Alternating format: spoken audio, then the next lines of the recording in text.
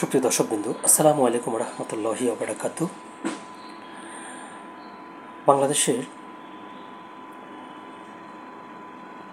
অভিনেত্রী নুসরাত ফারিয়াকে গ্রেপ্তার পর আজকে তিনি জামিনে মুক্তি পেয়েছেন। এটি নিয়ে সারা দেশেই আলোচনা সমালোচনার ঝড় বইছে।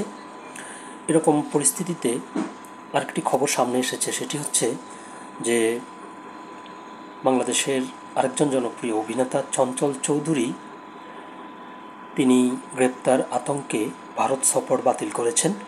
এরকম একটি খবর প্রকাশিত হয়েছে দৈনিক ইত্তেফাক পত্রিকায়, এবং ইত্তেফাক পত্রিকা বলছে যে ভারতীয় একটি সংবাদ মাধ্যমের কাছ থেকে তারা এই খবরটি পেয়েছে।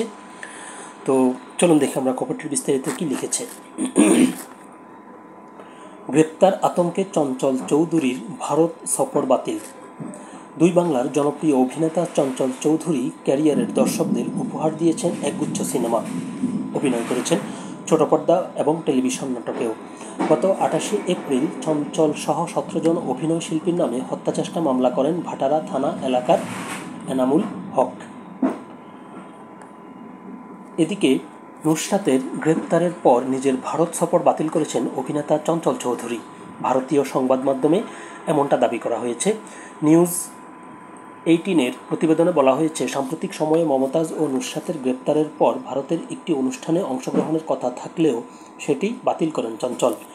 রোববার কলকাতায় একটি অ্যাওয়ার্ড অনুষ্ঠানে অংশগ্রহণ করতে অভিনেতার ভারত যাওয়ার কথা ছিল, তবে তিনি যাচ্ছেন না বলেই দাবি করা হয়। গ্রেপ্তার আতঙ্কে আছেন চঞ্চল, এমনকি অপু বিশ্বাস ও জ্যোতিকা জ্যোতি সহ অনেক শিল্পী এখন গ্রেপ্তার আতঙ্কে, এমনটাই দাবি করা হয় সেই প্রতিবেদনে।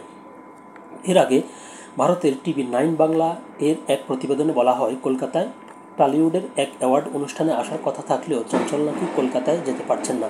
এই অনুষ্ঠানে চঞ্চল চৌধুরীর আশা নিয়ে সংশয় দেখা দিয়েছে, তবে চঞ্চলের সঙ্গে যোগাযোগের চেষ্টা করলে তাকে পাওয়া যায়নি বলেও উল্লেখ করা হয় সেই প্রতিবেদনে। অন্যদিকে একই প্রতিবেদনে উল্লেখ করা হয়, কোনো ব্যক্তিগত কারণে কলকাতায় আসা পিছিয়েছেন অভিনেতা চঞ্চল চৌধুরী বাংলাদেশে যতটা জনপ্রিয়, কলকাতার দর্শকদের কাছে ততটাই প্রসিদ্ধ। অভিনেতার হাওয়া তুফান যেমন দর্শকদের পছন্দ হয়েছিল, তেমনি সৃজিত মুখার্জির পদাতিক ও মৃণাল সেনের চরিত্রে অভিনয় করে ওপার বাংলার দর্শকদের মন জয় করেছেন চঞ্চল চৌধুরী। খবরটি ছিল এ পর্যন্তই। আল্লাহ হাফিজ।